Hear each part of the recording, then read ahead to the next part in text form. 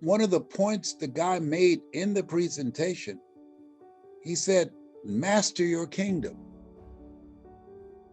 And that night, I woke up around 2:30 in the morning. I have a pad by my bed. And I wrote down, master your kingdom. And then I said to myself, there can't be a kingdom without a king. And kings rule. Is that right? Why am I obese? Why am I dealing with high blood pressure? Why am I dealing with fourth stage cancer?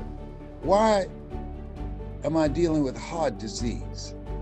Because I've given up control of my kingdom.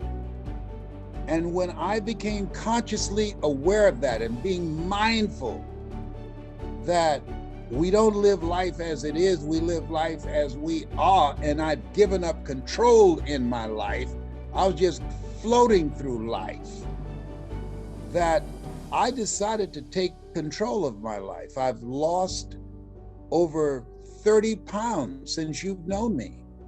And I've reduced the medication that I'm on. And within 90 days, I'll be off all of the medication that I'm on. So he said, Mr. Brown, I've done all that I can do for you. You've got to go out and face the music. You go with the things I've taught you and make it happen. I went to WMBM radio station on Miami Beach. Milton Butterball Smith was the program director. Hello, Mr. Butterball. My name is Les Brown, sir. I'd like to be a disc jockey. He said, young man, you have any journalism in your background? No, sir, I don't. You have any experience in broadcasting? No, sir, I don't, but I practice every day. Let me audition for you. Let me show you how good I am. He says, no, we don't have any job for you. How many have been rejected? Raise your hands, please. I was devastated with rejection. I went back, Mr. Washington. I said, Mr. Washington. They said, no. He said, don't take it personally.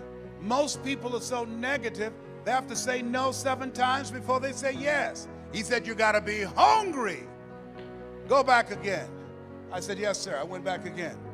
Hello, Mr. Butterball. How are you, sir? My name is Les Brown, sir. I'd like to be a disc jockey. He said, I know what your name is. Weren't you here yesterday?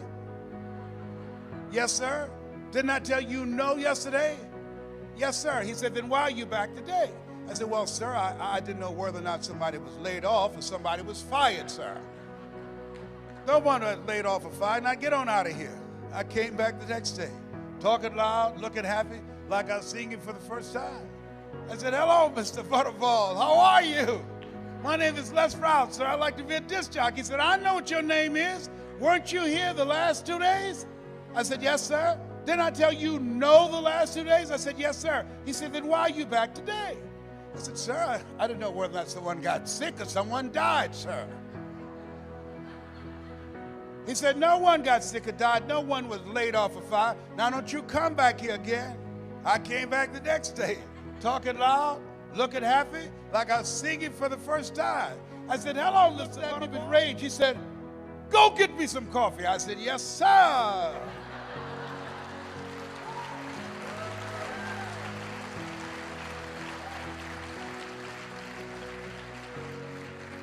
My favorite book said, the greatest among you will be your servant. So I became the errand boy for the disc jockeys. I was serving them. I'd go get their lunch and their dinner, and I'd come into the control room, watching them working the control room knobs and switches, knowing my time will come. Let us say together, my time will come, when I'll be a top producer, and when I'll come up on stage, they call my name because of my accomplishment. My time will come because I'm going to put forth the effort. And so on the weekends when the disc jockeys would come out to the parking lot, the cars would be clean inside out. They said, hey, who did this? I did, sir. How much do you charge, young man? Oh, nothing, sir. I just wanted to help out. Write this down. Build relationships. Build relationships. Give before you ask people to come into your business. Find some way to compliment them. Talk to them, ask them questions. Find out what's important to them, what's stressing them out, what keeps them up at night, what drives them, what they value. Don't advance with the business. People do business with people they know, like, and trust. That's why you want to tell the story and ask key questions. You want to be strategic and experiential. Write this down. You have an energy signature. People are feeling you out. They're listening to you. They're watching you. And so, he said, look, here are my car keys, young man. Diana Ross and the Supremes are coming in town, the Four Tops and the Temptations. I want you to pick them up at the airport and take them to the Fontainebleau Hotel on Miami Beach. It is my pleasure to serve you, sir. I would drive these entertainers all over Miami Beach in the disc jockeys' big long Cadillacs. I didn't have any driver's license, but I'll drive it like I had some. Then one day, it's a Saturday afternoon, a disc jockey by the name of Rockin' Roger was drinking while he was on the air. Rockin' Roger got so drunk, he could not complete the show. He began to slur his words. He's about to fall off the chair. It's a Saturday afternoon, and I was the only one there, looking at him through the control room window, walking back and forth, young, ready, and hungry. I was saying, drink, rock, drink. Drink, rock. I'd have gone and get him some more if he'd asked me to. Then pretty soon the phone rang. It was a general manager. I said, hello? He said, young boy, this is Mr. Clyde. I said, I know. He said, Rock can't finish the program. I said, I know. He said, will you call one of the other DJs in? I said, yes, sir. I hung the phone up and said, now he must be thinking I'm crazy. I called my mama and my girlfriend, Cassandra. I said, y'all come out on the front porch, turn up the radio. I'm about to come on the air.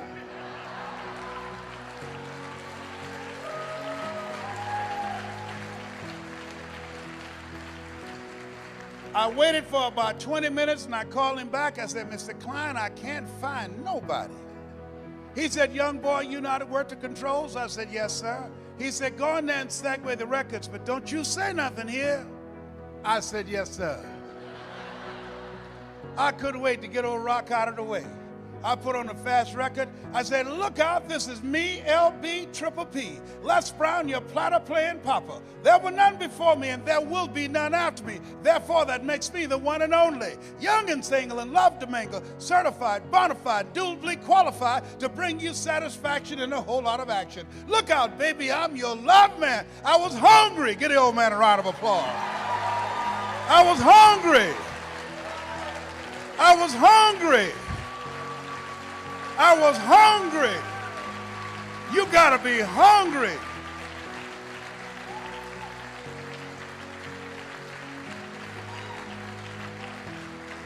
Shake someone's hand on your right and left and say, you gotta be hungry. Do that right now. Shake somebody else's hand. Say, you gotta be hungry. Les, there's one story that I listened to many years ago, and I've listened to it recently again. And even though I watched your interview with Tom Billier really on the Impact Theory, which was fantastic. Thank you.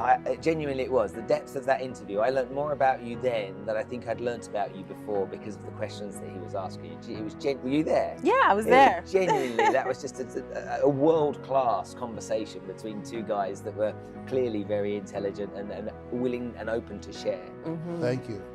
But the story that makes me always smile and it always warms my heart was when you got the job at the radio station. Yeah. And it just, because it reminded me of me when I was a kid, you know, facing rejection. Yes. And how I dealt with that. Would you just share that story from our listeners? Are you serious? I love it so much. It was just such a great...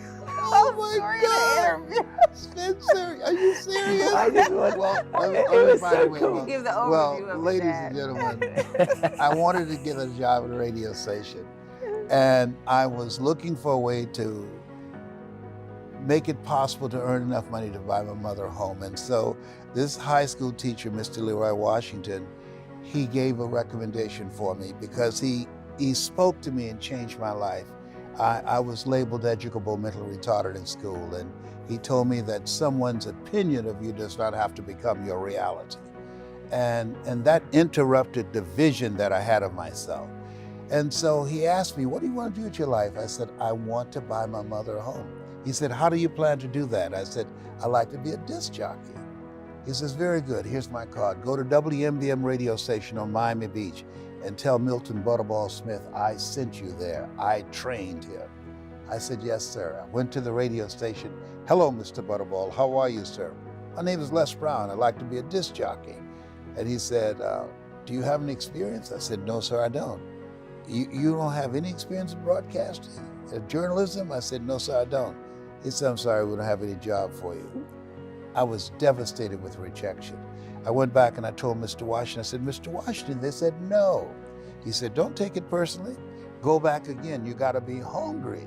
He said, some people are so negative they have to say no 7 times before they say yes. So I went back again. Hello, Mr. Butterball, how are you, sir? My name is Les Brown, sir. I'd like to be a disc jockey. He said, I know what your name is. Weren't you here yesterday? I said, yes, sir. Didn't I tell you no yesterday? I said, yes, sir. He said, why are you back today? Sir, I didn't know whether or not someone was laid off or someone was fired, sir. No, nobody was laid off or fired. Now get on out of here. I came back the next day, talking loud, looking happy, like I was singing for the first time. Hello, Mr. Butterball. How are you, sir? My name is Les Brown, sir. I'd like to be a disc jockey. He said, weren't you here the last 2 days? I said, yes, sir. Why are you back today? Sir, I didn't know whether or not someone got sick or someone died, sir. No one got sick or died. No one was laid off or fired. Don't you come back here again. I came back the next day, talking loud, looking happy, like I was singing for the first time. Hello, Mr. Butterball, how are you? He looked at me with rage and said, go get me some coffee.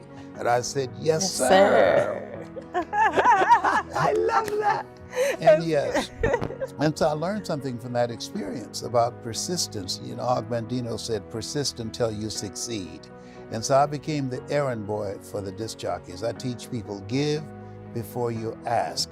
I would serve them. I'd get their lunch and their dinner, and I'd stand in the control room, watch them memorize their hand movements, and I visualized myself being behind the microphone, knowing my time will come. And then one day, it was a Saturday afternoon, and I was the only one at the radio station, and a disc jockey by the name of Rockin' Roger was drinking while he was on the air. And I was looking at him through the control room window, walking back and forth, young, ready, and hungry. I was saying, drink, rock, drink. Drink, rock. I'd go and get him some more if he'd asked me to. And then pretty soon the phone rang. It was the general manager. I said, hello? He said, young boy, this is Mr. Klein. I said, I know. He said, Rock can't finish his program. I said, I know. He said, would you call some of the other DJs in? I said, yes, sir. I hung the phone up. I said, now he must think I'm crazy. I called my mama and my girlfriend, Cassandra. I said, y'all come out on the front porch and turn on the radio. I'm about to come on the air. I waited for about 20 minutes and I called him back. I said, Mr. Klein, I can't find nobody. He said, young boy, you know how to work the controls? I said, yes, sir. He said, go in there and segue the records, but don't you say nothing here. I said, yes, sir. I hung the phone up. I said, now he must think I'm crazy. I got Rock out of the chair. I put a fast record on by Stevie Wonder called Fingertips, his first hit. I said, look out, this is me, LB Triple P. Les Brown, your platter playing papa. There were none before me and there will be none after me. Therefore, that makes me the one and only. Young and single and love to mingle, certified, bona fide, and indubitably qualified to bring you satisfaction and a whole lot of action. Look out, baby, I'm your love man. You gotta be hungry. Thank you very kindly. I really appreciate you sharing that story. That for years I've listened to, and now I get it. I get it live. 51 years. Wow. That's how so. But even at 75, I still enjoy it because I teach speakers. Many times when speakers tell a story, they just run through it. Like an artist who's been singing a song so often, and they just improvise. Yep. You know, my former wife's Gladys Knight, and she does a song. Your former wife is Gladys Knight? Yes, I used to be the conductor of the Midnight Train. Oh, wow. Yes, and so she would sing Midnight Train to Georgia, but she always did it the same way you bought it. And I love that, and I told her, I admire that about you. And so when you give a speech, you want to always tell it like you're telling it for the first time. Yeah. Because people in the audience, they're hearing it for the first time. And those who've heard it, they're going to follow along with you, and they want you to do it the way you did it. Yeah. And so there are people in the audience yesterday, when I was doing it, they were saying, drink, rock, drink. They were waiting on me. They're with me step to step. And I enjoy that when you can come into a room of strangers and you can orchestrate an experience, and people begin to set back and their shoulders are high and they have this hunger in their eyes. I say, you gotta be hungry. And then somebody will say, I'm starving. Oh, So this is epic. I love this so much. I'm like a little kid. Not only is it possible and necessary, and it's you to live your dream, to make this greatness that you have within you become a reality, but what I've come to appreciate when you're working on changing your life, changing some bad habit, getting out of addictive situations or relationships, or working to build a dream or making a difference in our society, or learning something that's very challenging. Here's what I realize, ladies and gentlemen, and develop a great deal of respect for. It's hard. Easy is not an option. It's hard living. Life is hard. See, it's hard when you are 49 years old, been working on a job for 17 years, and they come in and tell you you're finished and give you 1 week severance pay. And you got to start all over again. It's hard when you're married and raising children and your children are crawling and your husband dies unexpectedly. It's hard handling just the tragedies of life. It's hard when you're working on something and you put everything you have in it and it doesn't work out. You lose your money and other people's money. It's hard. It was rough when I lost my job and I could not find a job. It was humiliating and embarrassing, borrowing money, and then I couldn't pay the money back when I told them I would. That's rough. How people look at you, how they respond to you. It's very hard. It's humiliating. Here's what I discovered that happens to you in life, that you will go through things, and while you're going through them, you can't understand why it's happening to you. But after you go through it, you get back and you look at it and you say, oh, now I understand why I needed that lesson. Have you ever happened to you? Raise your hand. Has it ever happened to you that I couldn't understand it then, but after I got through it, then I saw that that was preparing me for bigger and better things.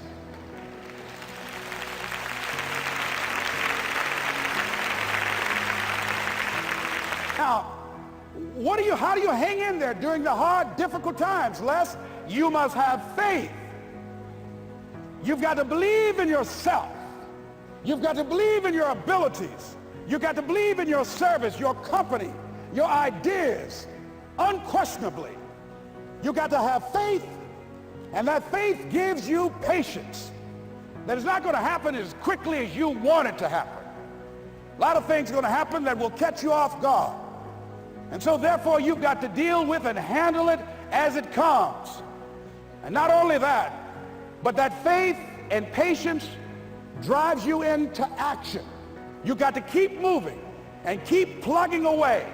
I can see people coming out talking to a guy out there watering and fertilizing the ground that's not showing anything.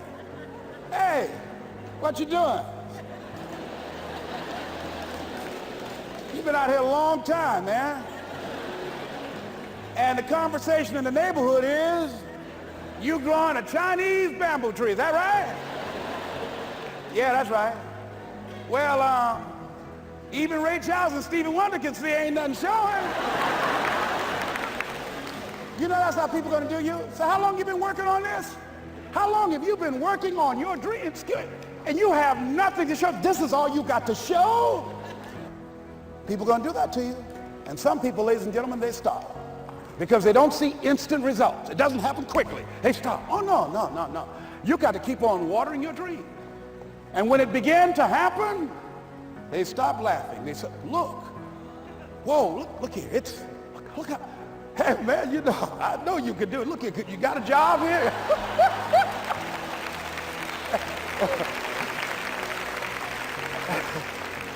See, during those hard times, we didn't know how you're going to make payroll. During those times when you fail and things didn't work out, they were nowhere to be found. But you know what I discovered? When you're working at your dream, somebody said the harder the battle, the sweeter the victory. Oh, it's sweet to you. It's good to you. Why? See, when it's hard and there's a struggle, see, what you become in the process is more important than the dream. That's far more important. The kind of person you become, the character that you build, the courage that you develop, the faith that you're manifesting. Oh, it's something that you get up in the morning, you look yourself in the mirror, you're a different kind of person. You walk with a different kind of spirit.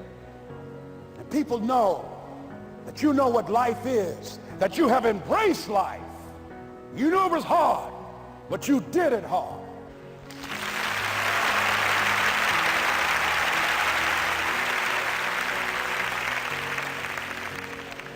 Now that takes us to the next level. If it's hard, why do people do it? You ask people who do things. Why do they go it? People who climb mountains just for the sake of it. Nobody paying them to do it. Just do it. Somebody said, I'm going to run around the world. You said, well, why would somebody want to do that? I'm going to swim the Atlantic Channel. Why? Why do people do that? I wondered. Why would a Nelson Mandela give up 26 years of his life? Why do people do that? Here's what I discovered in high school. High school, I decided I wanted to go out for football. Never forget this. And I discovered why people do things. You know why, ladies and gentlemen? Even though it's hard, it's worth it. It's worth it. See, one day we had Coach Alkin Hepburn had this plaque down there. And this wood on the floor, on the ground. He said, Brown, come over here. Had my suit on. I said, yes, sir. He said, I'm going to have old Larry Littles down there. Old big Larry. Yes, sir. Big, fat, sorry Larry. Yes, sir. Brown, I want you to get down bull neck. Yes, sir. He said, I want you to run Larry. I want you to put your helmet right in his pit, right up in his chest, and knock him off that board. You hear me, Brown? You can do that. Yes, sir. Can you do that? Yes, sir. I said, hubba, hubba. I said, hubba, hubba. He said, Brown, I want you to knock him off. You're going to make the team. I know you can get him, all right? Look at him. How sorry he is. Knees knocking and everything. I said, yes, sir. And then he went down to Larry. Larry Littles, who played 12 years for the Miami Dolphins, all pro for 12 years. This is a bad, big dude. 250 pounds, strength, agile, and all muscle. He said, Larry, he said, man, you know Brown down there. He's down there talking about your mama and everything. He talked about how fat and sorry you are and how he's going to knock you off this board. Larry now spitting fire and growling and foaming at the mouth. And I'm looking at Larry saying, oh, hubba, hubba. He said, look at that fool down there growling. He told me he's going to scare you that you're going to leave. Are you going to leave? No, coach, I ain't going to leave. Go down there and knock him out the park. Boy, coach got back. He winked at me. Go get him, Brown. I went, hard. I ran into Larry with my helmet. Larry said, boom. I don't know where I landed. When they woke me up, I said, can y'all take this helmet off me for a minute? I said, y'all got any more positions out here? They said, like where? I said, don't y'all need an announcer? They said, Brown, where you going? I was crying. They said, man, some girls over there. I said, I don't care, man, I'm hurt. So that fool almost killed me, man. He said, Brown, you quit, man? I said, yeah. I said, what? I said, it ain't worth it, man. No, it ain't worth it. Y'all go ahead. Y'all crazy. I'll be your announcer, man. I was calling the game. I was up there in the booth. call good games too, because the pain wasn't worth it to me. And I'm saying to you, you know why people do what they do? The people who go after their stuff, what makes it worth it? It's got to be your passion. You got to love it, ladies and gentlemen. You got to love it. It's got to be what you are supposed to do. You want to sing, and even though they want to invite you to Carnegie Hall, you're going to sing to anybody that listens to you, including singing to yourself. I used to talk to my plants when nobody else would listen to me. You got to write, even if no one published your book, write, because that was given to you to do. You do what it is you're supposed to. You're supposed to build something. You're supposed to create something. I don't know how to do it. Learn. Do whatever is required. Just go out there. It's possible you can get what you want. It's necessary. If you want it, you got to go into action. You got to be willing to experiment. You got to be willing to fail and to succeed. You got to be willing to form and to develop new relationships. It's you. It's on you. You got to make that happen. Nobody's going to bring it to you on a silver platter and say, here's your dream manifested. No, it's hard. Yes, it's hard. It's difficult. Yes, right. And it's worth it.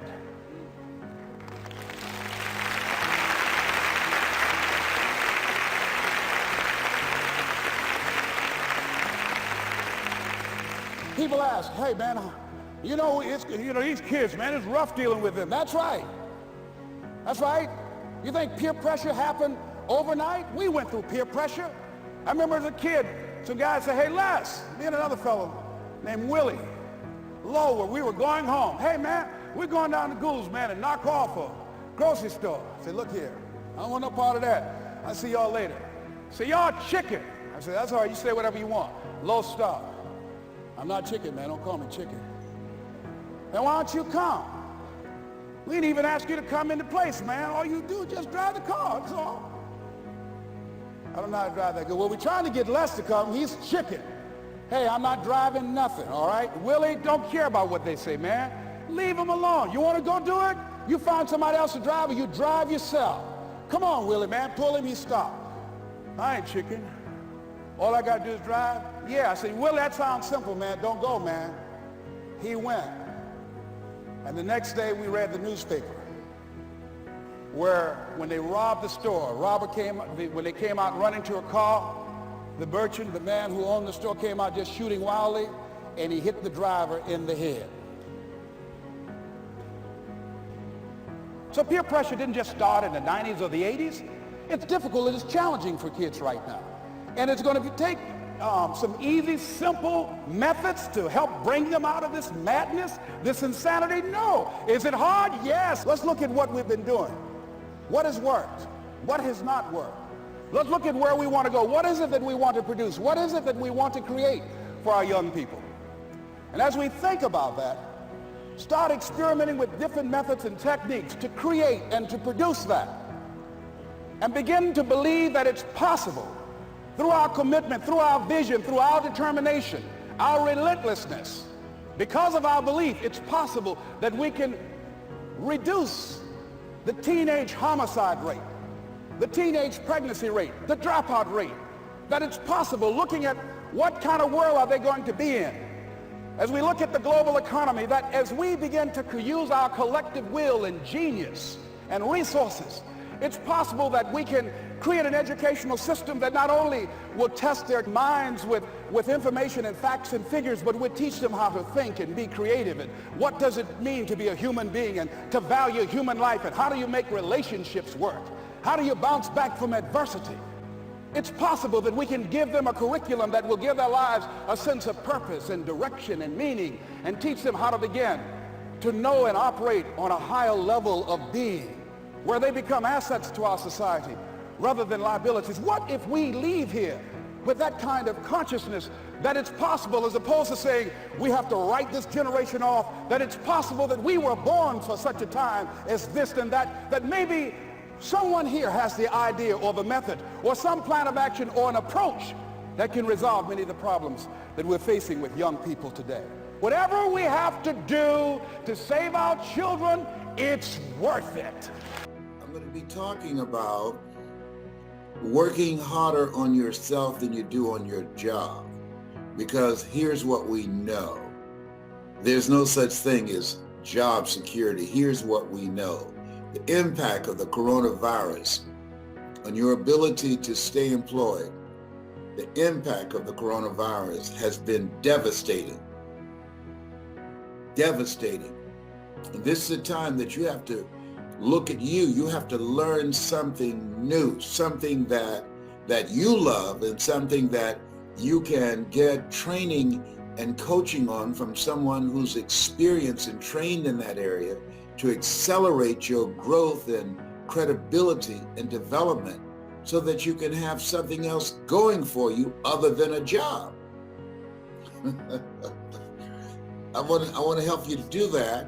And for those of you who are already there and want to do what those young people do, I like what the young folks, they talk about BYOB, be your own boss. If you're ready, I want you to put voice in the comment section. Put voice in the comment section. I've been thinking about what I'm going to share with you today. And I'm been tracing my tracks. People are always asking me, what did you do differently than others, the thousands of other speakers out here that allowed you to become a national and an international voice of motivation and greatness? And part of the process is I decided I wanted something new for myself. I wanted something new for my family. And I wanted to be able to control my own destiny. I didn't want to be a volunteer victim. We've been conditioned, we've been trained for a job. Things have changed. You got to be an entrepreneur now. You want to create something that you can control. You want to create and have something that you determine how much you're worth, not somebody else determining that. And today you have to live life like you mean it. This is no time that things have changed. We've got to change. We've got to change and with a fierceness, because that's what it is. That the things that are dramatic and the millions of people that are emboldened and determined to hold you down, we've got to be stronger than them and more determined than them. Everybody can use this. What I'm going to talk about today, the value of improving yourself and working on yourself. One of the deciding factors, I was working on a job and I asked in advance, could I go on vacation? I followed the guidelines. And at that time, it was like 2 to 3 weeks. I asked. And when the time came, they told me no. And I asked the general manager, why? Look, I did it within the parameters of what you've laid out for me. Why are you telling me no? You know what he said? Because I can. Whoa. And if you go, you won't have a job when you get back. Now, this is why it's important to work harder on yourself than your job. Because he knew I have a family. He knew I had a car note, mortgage note. He knew I needed the money. He knew that I just couldn't go out and get a job making the kind of money that I was making there because I had not been working on a transition skill. I had not been working on developing myself. I was putting more time and more effort on the job than myself. I'm not talking to you about something that I don't know. I'm 75 years young. And so I got an attitude. And see, it's not enough to get an attitude and get upset. I put that energy into learning something new. I was like Fannie Lou Hamer, sick and tired of being sick and tired, to the extent I wanted to be my BYOB, my own boss. I wanted to be my own boss. And so I decided to learn something new. You want to learn something new in this environment where millions of jobs are being lost because of the coronavirus. and over 47 million jobs are projected to be lost because of artificial intelligence. This is a new era. It's called the end of work. The end of work. Things are going to be automated. Even jobs like being a waiter or working in McDonald's. There's some across the country. There are no people in there. Banks, you can go in. You used to see a lot of people in a bank. I went into a bank the other day. There's only one person there, a long line. Why? They've been replaced through technology. Hello? Put voice in the comment section and learn how to do something that's you. John H. Johnson, who with a $500 loan from his mother, built a $4 million empire. He said something I always keep in mind. There's no defense against an excellence that meets a pressing public need. What's pressing today, Les, that I have? Do you have a story? Have you overcome some stuff? Have you made some mistakes? Have you gone through a divorce? Have you had some setbacks, some failures? And you got through it, you survived? It's a pressing public need. How you got through that becomes a survival guide for people that's struggling with that right now. That's what it is. Your story is powerful. That's why Steve Jobs said the storyteller is the most powerful person in the world. And so the key to today, making it today, with all the uncertainty, what's major is to have your mind focused. Now you want to keep social distancing from people. Don't join the crazies now. This coronavirus, it does not play. You want to respect this. My grandchildren came over. Hey, Papa. They're looking upstairs. Hey, Papa, I love you. Here's a virtual hug. I love you very much. Here's a kiss on the head. No! This thing ain't playing, and we shouldn't play. And don't play with your future. You take charge of your future. Learn something new. Learn something new. And don't take forever to do it. Learn it from somebody who's accomplished and achieved what it is you want to achieve in the area that you love, that's you. Life is too short and unpredictable to spend 8 or 60 hours a week doing something that's not you just to survive. Get an attitude to say, I'm not going out like this. And that's what I did. See, you have something special. You have greatness in you. Now, let me share something with you. I was thinking about this. You know the major amount of money that corporations spend on what it takes for a corporation to grow, to impact their bottom line? You know how much money they spend? Research and development. You know how much money they spend? They spend billions of dollars on the mindset for their corporate executives. People who have privilege. People who have the complexion of connection. And I looked at that and said, hey, if they need it, and they're not victims of discrimination and racism, if they need it, what do I need? Just think about that. Stuff to help break the cycle of the mental damage that has been done and passed on generation after generation after generation and never been interrupted. Trust me on this. Work on you to improve you. And it starts with working on your mind. So when I got off from work, unlike most people who go home and start watching the television, I went down to the basement.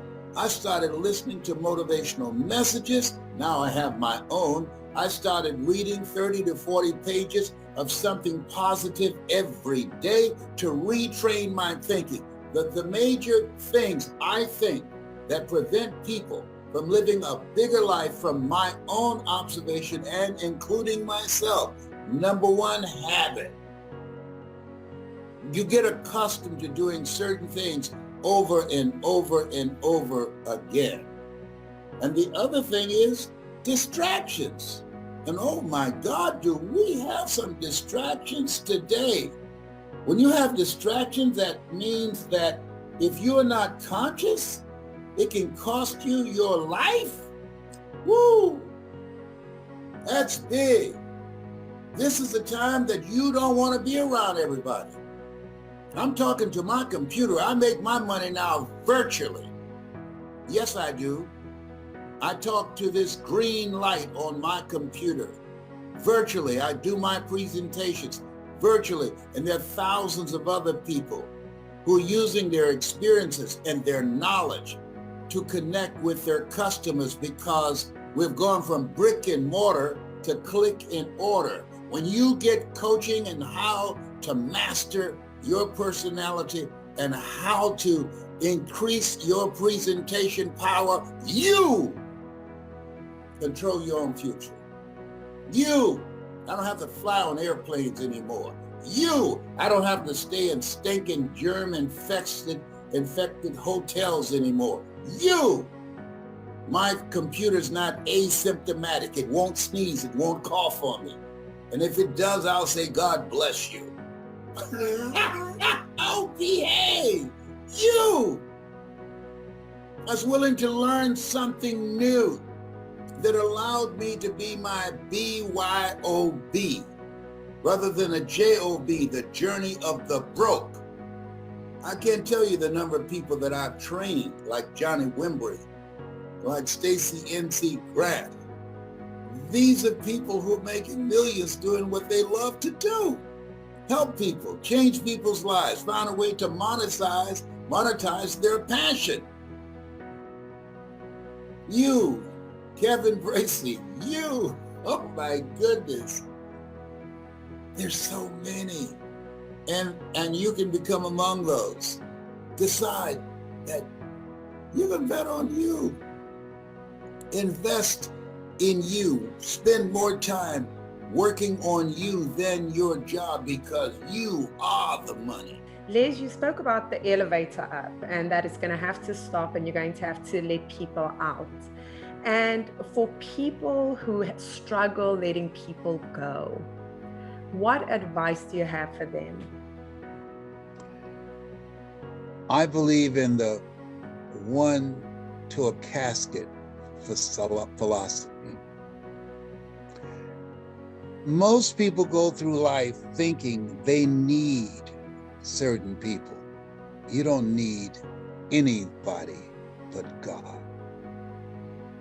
You might want some people in your life, but you don't need them. And your success in life, your ability to have peace of mind, to minimize stress in your life, your ability to maximize your potential is determined by your being courageous enough to let some people go. There are people that will position themselves around you, and the reason is that they're getting more out of the relationship than you are. And you have got to have the courage to say, you got to go.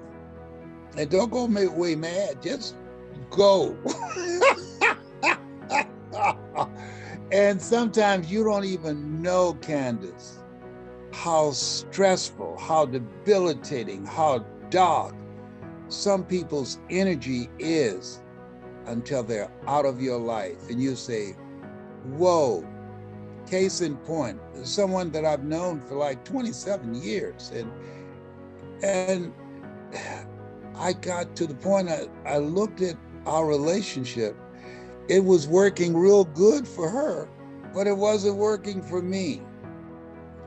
And so I said, I was practicing Operation Clean Slate, looking at people in my life that didn't bring value. And I said, we've gone as far as we can go. The next month, my income increased over $200,000 because people have energy, and that energy can be toxic or it can be positive. And I realized unconsciously, this person has been toxic. There are people that many times when we look at it, they're only there when they need you. But when you need them, you can't find them, or they don't bring any value to you. And what I found at 77, there's some people that they have an expiration date. There's some people in your life for a season, some for a reason, and some for a lifetime. And that's very few. And it takes courage to say, I love you, but this is not working for me. It's working for you, but it's not working for me. And you spend less time with them. That includes family members that are not good for you. This thing called life, I used to think, Candace, people in their 40s were old. Now I'm 77. I feel like I was a waiter at the Lord's Supper. I said, who does this? 77. Wow. 23 years. I'll be a century. And so my goal is to maximize my time. People say, manage your time. You can't manage time. All you can do is manage yourself. I saw a topic for a speech, and one of the points the guy made in the presentation, he said, master your kingdom. And that night, I woke up around 2:30 in the morning, and I have a pad by my bed. And I wrote down, master your kingdom. And then I said to myself, there can't be a kingdom without a king. And kings rule. Is that right? Why am I obese? Why am I dealing with high blood pressure? Why am I dealing with 4th stage cancer? Why am I dealing with heart disease? Because I've given up control of my kingdom. And when I became consciously aware of that and being mindful that we don't live life as it is, we live life as we are, and I've given up control in my life, I was just floating through life, that I decided to take control of my life. I've lost over 30 pounds since you've known me. And I've reduced the medication that I'm on. And within 90 days, I'll be off all of the medication that I'm on and reversing high blood pressure and type 2 diabetes and kicking cancer's butt. It will not take me out. I will take it out. And so sometimes we have to stop and ask the question, is this me? What am I supposed to do with the time that I have left? And be consciously conscious of the behaviors, the habits that we create.